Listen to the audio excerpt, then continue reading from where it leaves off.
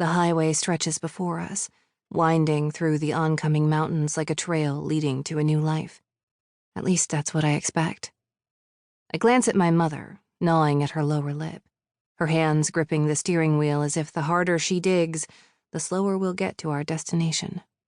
But with each passing second, we're nearing her childhood home and all the secrets it entails. A Navy sedan to our right veers into our lane. The tires travel closer to us over the white dotted lines of the highway. A breath lodges in my throat. No, not now. I should have driven. The lack of control will only make me spiral even more. I grip the door handle, tunneling my fingernails into the hard surface. The edges of my vision blur. My heart races, and I attempt to call for her, but my voice catches in my throat. She doesn't see the car. A horn blares. I'm not sure whose. The sound echoes in my head, but she still carries us over the concrete at 60 miles per hour. The vision veils reality, and there's nothing I can do to stop it. 25 years of these morbid, intrusive thoughts force me to fall into an impassive routine when they show up. Mom, the word finally comes out in a low moan. Her head tilts to the side, too slowly for my reaction. The thick strands of dirty blonde hair slide across her shoulders. I try to focus on her instead of the inevitable crunch of metal breaking through the squeal of tires. I fling my arm out, as if the parental gesture she used on me as a child will stop what's about to happen. I'm always too late. I need to close my eyes and breathe, but I can't. Everything moves quickly now, as if on fast forward. My eyes remain glued open. My mind needs me to see what I've done to my mother. The car bumps against ours. I imagine the gray metal molding to the shape of the other vehicle. Her mouth falls open in a silent scream as she lifts her foot to slam on the brakes. It's too late. The sedan grinds to a halt. We fly forward. The seatbelt snaps back, cutting against my chest. The windshield caves in on itself. Fragments of glass pepper the dashboard and our bodies before pelting the floor. I'm paralyzed with fear, but all my energy focuses on closing my eyes. This will all go away. I just need to breathe through it. A large chunk of glass cuts my mother's neck.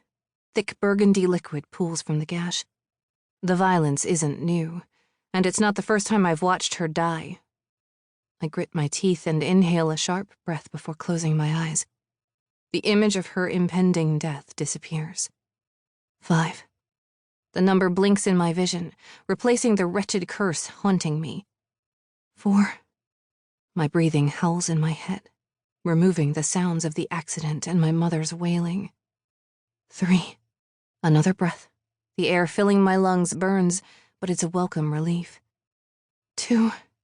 The hum of the tires on the highway returns, and a dull ache settles into my fingers. I peel them from the handle. 1. I open my eyes. We're still barreling down the highway. The Navy sedan is no longer careening into our car. Granted, it never was. Other than for that split second before the driver must have noticed and veered back into his lane. But I manifested a scenario far less innocent. A second. Yet my visions live in minutes, the worst minutes of anyone's life. The other driver clicks his right blinker and heads toward the exit ramp. My heart hammers in my chest as if I've been sprinting. "Jenny, are you okay?" my mother asks. "Yeah." I croak and look at her. Turning my head is much harder than it should be. I expect the worst. Glass cutting her face, the explosion of blood across her chest.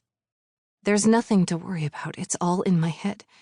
It's always in my head. The movies, visions of a future that doesn't exist, feel as real as the concrete road under us. "You look pale." I hold back a groan. She's noticed. I skipped breakfast. It's not a lie, but also not the reason for my pallor.